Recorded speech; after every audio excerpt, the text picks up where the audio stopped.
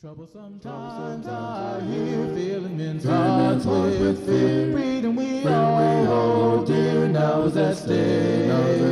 Humble your hearts to God, safe from the chastening rod. Seek the way pilgrims trod, Christians away. My Jesus is coming soon, morning or night or noon. Many will.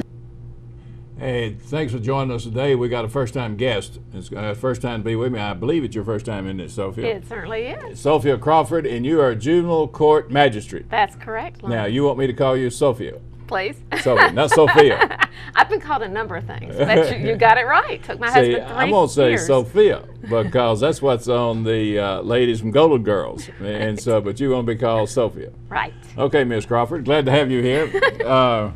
You're a magistrate at juvenile court, which I would call a judge. That's right. Betty won't mind me calling you a judge, will she? That's right. That's right. Because you send people to jail. I call that a judge. So we're glad to have you here. Thank you very much. It's an honor to be here, Lyda. You're going to enjoy yourself. Yes, I am. Okay. Now you can talk, can't you? I can. What makes a good show is when the guest does the talking. All right. All right. Can I start by just telling you a little bit about juvenile court and Yes. telling everybody that's watching? Yes. Basically, juvenile court is a court of exclusive jurisdiction for dependency and neglect and abused children. Now what does that mean, exclusive? We're the only ones that hear those types of cases in Don't Davidson go County. uptown. Right. Now, if It's a all murder juvenile trial court. goes down, it's still done at juvenile court if it's a If it's teenager. 18 years old or under 18. Now, what about these tried for adult? As an adult, you got a 17-year-old tried as an adult. Would that move him up to big court? We can transfer them to the adult system, I got but it. we have jurisdiction over parentage cases, which involves children that are born out of wedlock. We have jurisdiction over dependency, neglect, and abuse, and delinquency, which involves youth 17 and under that commit delinquent offenses. And we have 7 magistrates. When you were talking about the name, judge versus magistrate, we have the same powers as the judge. The difference is she's elected and we're appointed.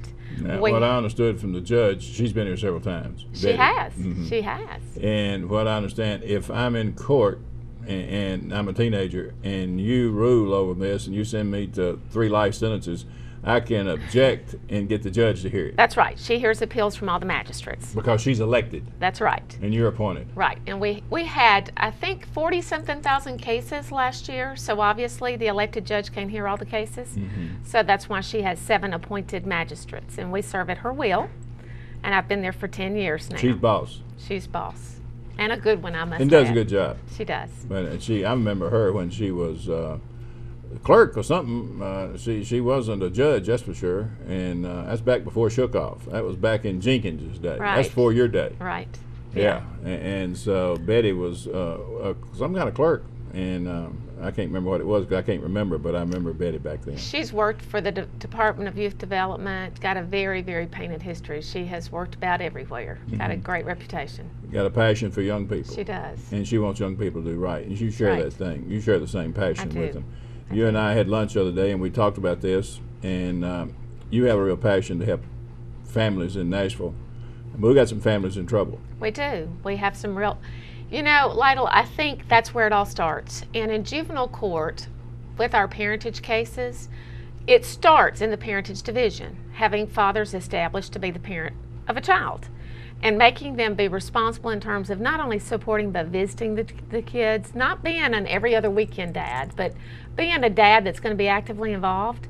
And if you really look and analyze the statistics and the cases that we see, a lot of our children that start out in parentage courts that don't have both parents that are actively involved end up becoming dependent, neglected, or abused kids. And then if you continue to watch Do you have a those percentage children, on that? I don't. But if you continue to watch those same children that become dependent, neglected, and abused children, a lot of times those very same children end up becoming delinquent children. I was thinking the other day, we order parenting classes when parents come in front of us because their children have been removed from them for some reason, dependency, neglect, or abuse. We order parenting classes. Why don't we order parenting classes on the front end when parents become parents and try to educate them early on? And I think that's part of the problem, is lack of education. I think part of the problem is lack of community involvement. And what made that real surreal for me recently was I was at church one Sunday morning and we had the baby dedication. You know how churches have dedicate babies, and After we left the service on the way home, my husband said to me, "Now, what was that child's name?" And it occurred to us that we didn't even know the child's name that had been dedicated that morning. And it's like, if we as a community would take things like that more seriously, when we commit to be mothers and fathers to those children and really become mothers and fathers and help the families when they're in times of crisis. And if the community as a whole would do that, That's right. I think we would see a lot Hillary less. said a long time ago, it takes a village to raise a child. I understand her thinking, whether you like Hillary or don't like Hillary. Right. I understand her thinking on that. My philosophy is this: it takes a family to raise a child. Right. When the family is broken, it takes a community It to does. raise a child, and the community cannot walk away from that responsibility. Right. And if every intact family in Davidson County would find one family You got it. that You might not got be it. That's it. intact and kick in and pull their weight and help them in times of crisis. Simply because Jesus what a said, diff- "Love your neighbors yourself." That's right. You don't And that's have what to- it's all about. You don't have to get government permission to do this. That's Jesus trumps government. He said, "Do it." That's right. And I tell you, Judge, if we could, you're right. Now I want to preach on that a little bit. If we could get families to get out of their comfort zone and out of their selfishness Right. and adopt a family and stay with that family all the way through, Absolutely. you'd solve a huge part of. Now some people are going to be criminals. Right. Some of them are going to be bad, but they're just going to do it. That's Some are it. going to resist services. Yeah, they are. I want to back up and make a suggestion. And y'all may do this, I don't know. But being in ministry and observing these dads that don't care about their children, and I think I commend Davidson County Juvenile Court on identifying the dads, getting those tests run, who the biological, and tracking those rascals down and making them pay child support. Right. But here's what I've run into. They're paying child support. They resent paying child support, don't want to pay child support, have an attitude toward the children. Of course, they got an attitude toward society and all this stuff. And so they become more of a deterrent to the child than a help to the child because they intentionally give the child bad advice. They intentionally try to destroy the child. I think you ought to, when they get those, they ought to have to go to parenting classes. And we do that on Do you? a lot of occasions. Absolutely. I do it on all of them. If there's any controversy in the family at all, and that's what parents don't realize, they're so busy fighting in divorce cases, which we don't have jurisdiction over, but in parentage cases, they get so busy fighting that they take the focus off of the child. And if they could just come together for the sake of the child, then that child's going to benefit throughout the entire system. That's right. But services are only so good as you avail yourself for them, because there are situations to where we'll try to offer services for the family, but once they hear the word Department of Children's Services, they don't want the department involved in their life. Now, the So that's department, going to hold accountability. right? I know why they don't. But the because they department have to be can accountable. help. They Yes. can help, but they have to avail themselves of those services. And But the people who really need the help won't avail themselves to it. that's true. That's Y'all true a need lot to of sentence times. them. Y'all need to sentence them. Right. These old daddies that they're just useless, breathing up good air. Y'all need to put them in training classes and get some men to come in and teach them. Some loving Right. daddies to come in and teach them. Don't send a woman over there to teach them. But it's not just the men. I mean, it's the women too. It's Yeah, but let's just beat on the men for a while and then we can work on the women later. But I tell you, it is, we're finding more and more and more where daddy's not in the home. Those children are just paying a huge price. Well, I'll tell you what they do. This is what the youth tell me. I started doing delinquency law about two and a half years ago, and this is what I've discovered in sitting Where'd up you at go to school? Nashville School of Law. Okay.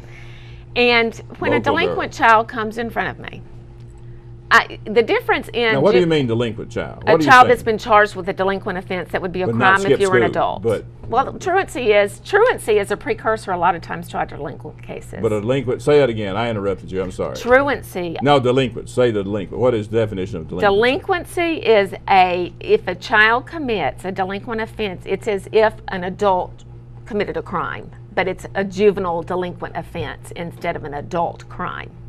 The distinction is if a juvenile commits an offense that in the adult system would be a crime, a petition is filed, not a warrant.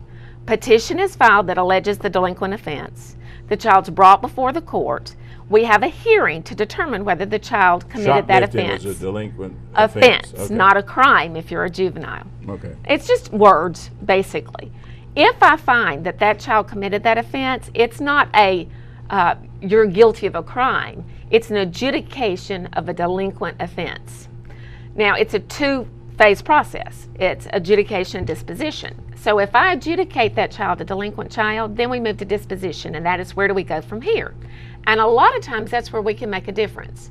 Because if I say, all right, this offense is significant enough to where I'm going to commit you to the Department of Children's Services custody, it's not, in the adult system, it's I'm going to put you in jail. Mm-hmm. As a juvenile, it's a commitment to the Department of Children's Services custody.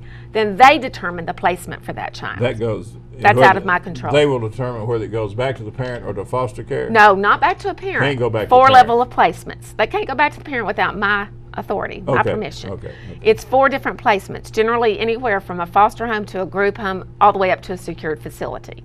Now, I can't say, put this delinquent child in this facility. But when that child comes back in front of me, if I find it's not a reasonable placement, then I can so order and they'll have to move that child. So I do have a little bit of control. So if child A is picked up for shoplifting, comes in and you turn it over to, is it DHS? Used to be DHS. It's DCS if they're committed. DCS now, yeah. Got all these, I'm all messed up. But anyway, I know it turned over to them, and they put the child in foster care. And then in 6 weeks, the kid's back in front of you. On a new offense. And you're doing a robbery carrying a gun this time. I can say, that's not an appropriate placement, move him. Now, you can tell him move him, but you can't tell him to incarcerate him. No.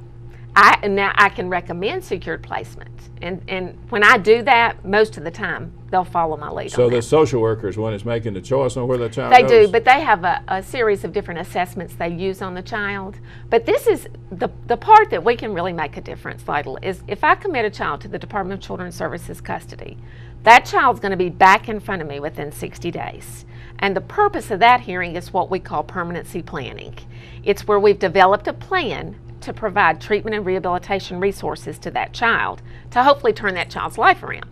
So I'll review the plan with the child and I'll say to the child, okay, son or young lady, you have now pled guilty or been found guilty of this offense. The petition's been adjudicated. So this is a chance for you and I to just openly talk. I need you to tell me what brought you down this path. Okay. Was it drugs, alcohol, gangs, environment? Most of them will talk to me and engage me and tell me it's this or this or this. If it's drugs, then we'll get them drug treatment. If it's gang, we'll try to work through the whole gang situation. Most of the time, if it's a gang, they'll tell me the reason they joined the gang was just to have a group to associate. Right. One of those 5 reasons kids join gangs. Yeah. Right. And so then we'll implement treatment and rehabilitation resources to try to rehabilitate that child. They'll work the program. They'll excel in the program or not. If they do, then it's up to us to release. In other words, we don't have sentencing. We don't say, you're going to be incarcerated for 2 years. It's in an indefinite period of time. Once they've completed the program, the department can move for their release, and then I have to make the determination as to whether or not the child's ready for release. And I consider a lot of factors, public safety, whether or not the child's truly rehabilitated. But this is the problem we have, Lytle. We rehabilitate these children. Sometimes it might take, and I tell them, it might take 2 months, it might take 2 years. Right. We have continuing jurisdiction until they're 19 if it's a delinquent offense. If they complete the program, then what do? We put them right back. And the problem to start with. So if environment's an issue, there have been occasions to where I've looked at mom and said, is there any way you can move? Is there anywhere you can go? But that's when the community can kick in and, get big brothers and big sisters for these kids. Churches got to get involved. They've got to get involved. They've got to get involved. We need more foster parents. We need more CASA volunteers, court-appointed special advocates, which are invaluable to the court. CASA. Court-appointed special advocate. It's a not-for-profit agency that the court routinely uses that can be eyes and ears in the homes that can tell us what's going on in these homes. We can't refer any cases to CASA right now because they're maxed out. We have 2,000 cases on average of abused kids a year and 200 volunteers. The numbers just don't work. And how many people go to church on Sunday morning in this city every Sunday? Right. And they have the answer. Right. And some of them could be foster parents. They could be foster parents. They could open their home. They could go visit. And if they can't take a child in their home, they could adopt a family. Absolutely. And do things with those children. Right. That's you said that I think you said that at the beginning. Or they could do what you're doing. Bring Yes. those inner city children in. Give them an opportunity they might not otherwise have. We are. I said we need about 100 more Lytles in Nashville. Well, I got about 29 of them on my staff here that's doing a good job. But okay, I spent. Reality is, and this is what we're up against. This is what we're talking about. I spent 1.5, 1.6 million a year in the inner city of Nashville, and that needs to be 3 million. It does. Because right now, I'm having people like yourself calling me, can't you do more? Can't you get more people in? Right. See, what really needs to happen, when you have a child come before you down there and it's been in trouble, whether he is going to be going back home or where he's going, I need one of my volunteers. I need that data and I can have a volunteer that'll go start following that child, Right. inviting them in their lives, doing things with them. Right. Because children, they don't have money, they don't have resources, they're bored. They're Right. going to make wrong decisions. And when you think, I love my permanency planning dockets that I was just discussing, because that's my one-on-one with that kid to say, what do you need here? And to say, what are your And the future kids will tell plans? you. And they will. Usually, mhm. And for me to say, what's your future plans? Most of them have not even considered college. So I start trying to plant the seed. What about college? Have you taken your ACT? We have the opportunity to look on the plan to see if that's a part of their plan.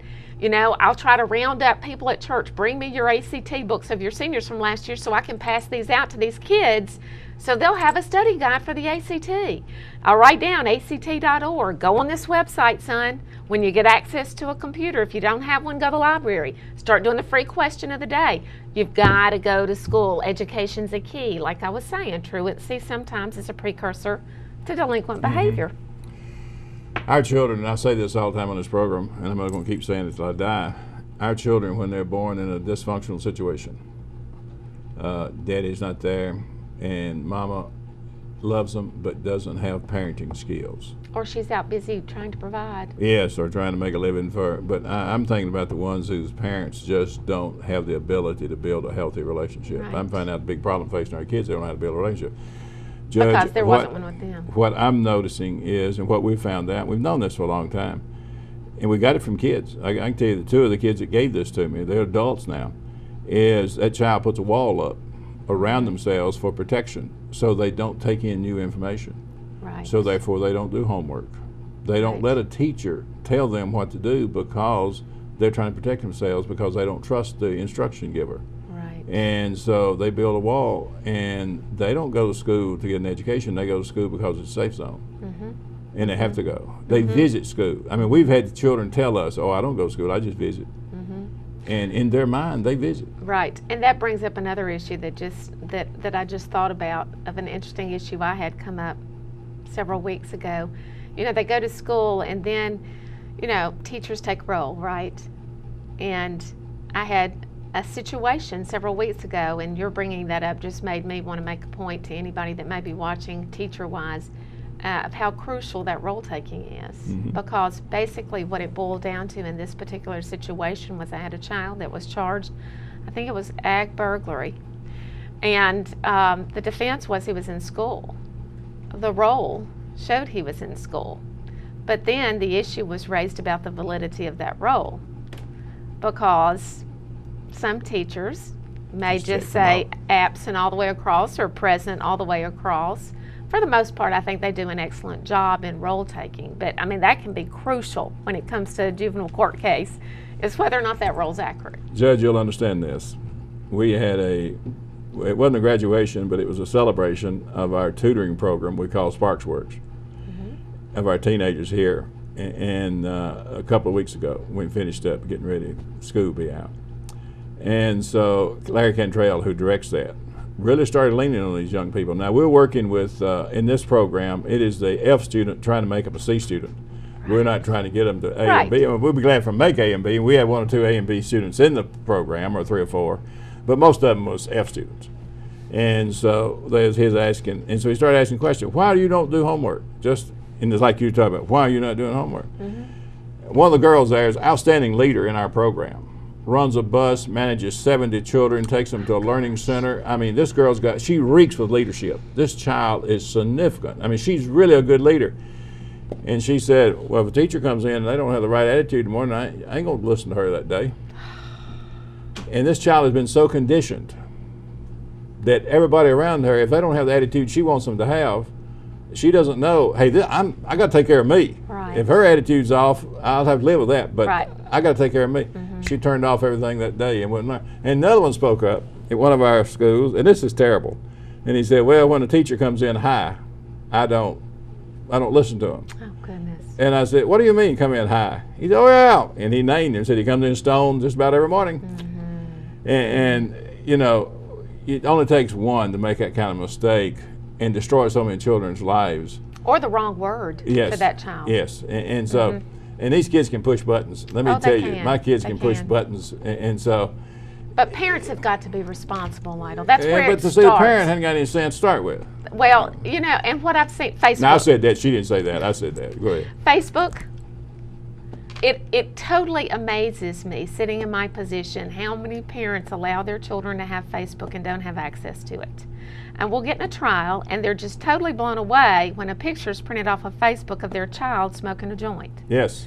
So I'm trying to playing with a educate gun. these parents Yes. about it's fine to let your kids have Facebook if that's what you want to do, but get the password. Monitor it. Yeah. Know what they're you doing. know what I tell me? Oh, that'd be interfering with their rights. Oh, yeah. Now, Well, see, that's no. what I'm talking about when a parent doesn't have a whole lot, you know, not sharpest knife in the drawer. The kid can out-manipulate the parent and will tell them.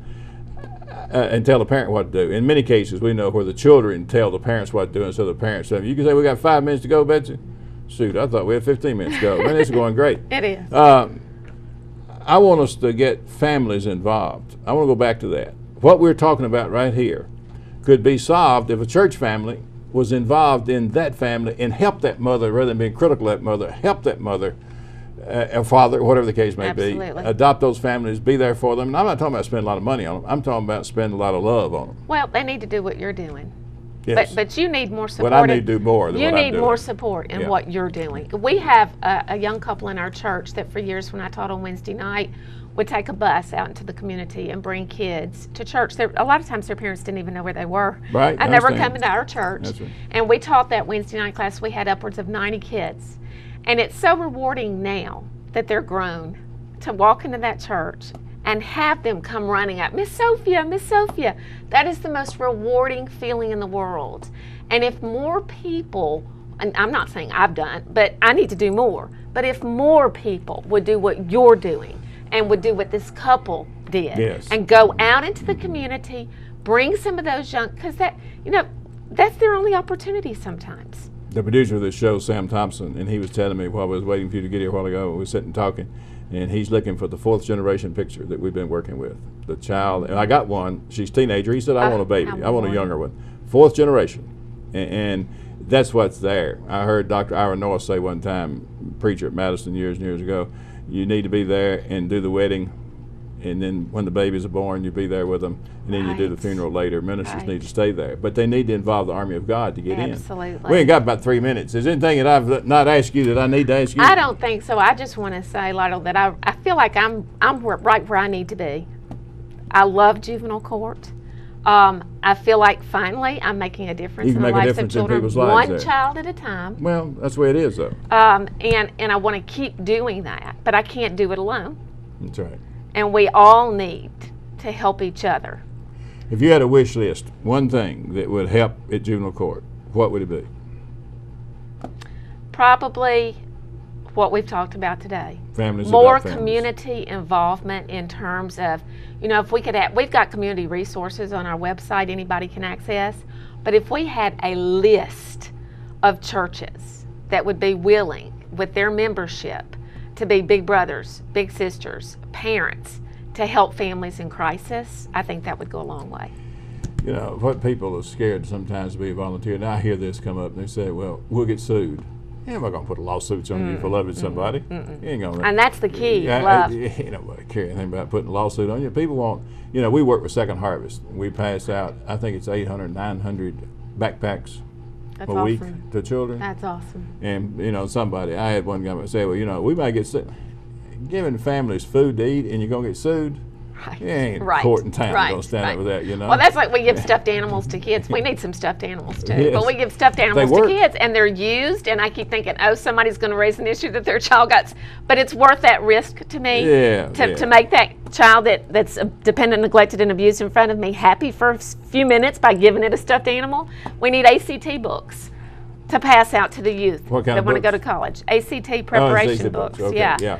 You know, there's You a need list the community of things. involved. I do.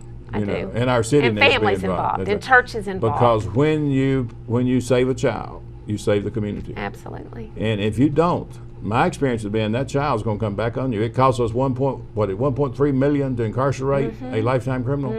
If that's minimum security, not maximum security. Minimum security, I believe the last figure I heard Darren somewhere say it. I think it's 1.3 million. Now, Judge, that's expensive. That is expensive. And if we can do what you're talking about doing and diverting them before they go on that lifetime of crime, Right. we're making some progress, and we're But saving just- the taxpayer. Just the feeling of making the difference in the life of a child. That's what it's all about. That applies to motherhood, doesn't it? Absolutely. Yeah. I want us to do something about these. We got 2 minutes to go. I want to challenge these fathers that's made all these babies, and you don't feel responsible for them just because you think you grew up not being loved. Don't do your children that way. I think that's the right way to say it. Love those children. One of the things I've noticed out of the kids that we've worked with, and we believe we teach one husband, one wife, you know, Right. and love your family, and your marriage is for eternal, and we teach those concepts and to our folks. And the kids that grew up, the fathers that grew up not being loved, when they become fathers in that marriage setting, Judge, what they do is they try to do for their children the very things that was not done for them. That's wonderful. They make awesome daddies. They change the cycle. They break that cycle, They break and they the break it cycle. in one generation. That's awesome. Because love prevails. And that's what we need to do. I tell you what, we think. Will you come back sometime? I'd love to. What do Thank you think? so much Tell for everybody having me. downtown I said hello. I sure will. Well, Thank you for very coming. much. You've been a great guest. But you've got some answers, and we need those. We need to get our people involved. Folks, we need to all get involved. And just because you may live in a low-income area, maybe you live in a housing project, you can get involved and help the kids in your community. You can reach out to other kids. You can watch what's going on. If you see a criminal act going on, you call the police. Don't buy into this no snitch. It is our community. We live in this community. They're our people.